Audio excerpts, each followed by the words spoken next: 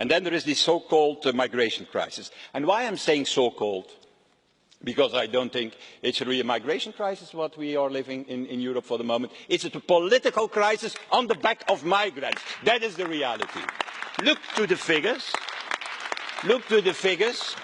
Before spreading fear into the populations and the public opinion, there were more than 1 million crossings in the Mediterranean in 2015. That fell to 360,000, too much in 2016.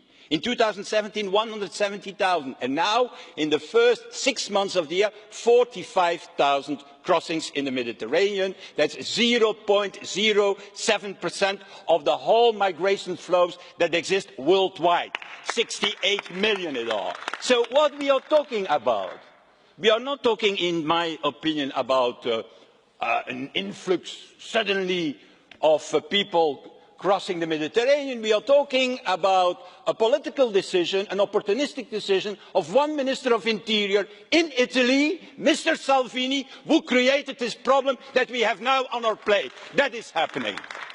And Mr. Salvini has a very simple opinion. He says, not in Italy, put them in Germany. Put them in Austria, put them maybe in Hungary. That's Mr. Salvini. And Mr. Orban, who is a friend of Mr. Salvini, says, no, not in Hungary. We put them in Italy, or we push them in Germany, or why not in Austria? And then your friend, Mr. Seehofer, has another opinion, says, no, not in Germany. Let's push back them to Italy, or eventually to Hungary, and maybe to your country, to Austria. And you're saying, you already said it, you don't want them in Austria. You want them to stay in Italy, or in Germany, or to send them in Hungary. You see what the problem is, Mr. Chancellor? The problem in Europe is that the only consensus that the Council and the Prime Ministers and you and your friends can agree today is not in my backyard. That's the only consensus that you're capable for the moment.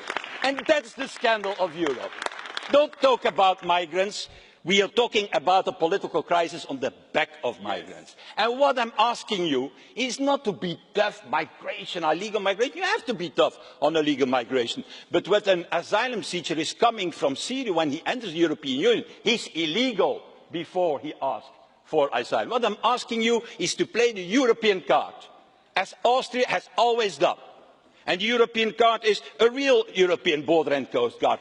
Back the proposals of the Commission before the end of the year with the Council. Secondly, make an agreement on Dublin. Parliaments have a position. The Council has no position for the moment. Three, create European reception centres where people can ask for asylum. Inside or outside Europe, I don't matter where it is. What is important is that they are not falling into the hands of the smugglers and the criminal gangs. And finally, Mr. President, a legal, they don't like it, what I'm going to say now. A legal system for economic migration, what we absolutely need. So I'm concluding, Chancellor. You can count on the support of all this Parliament. Not for big speeches against migration, but for European solutions on migration. Thank you.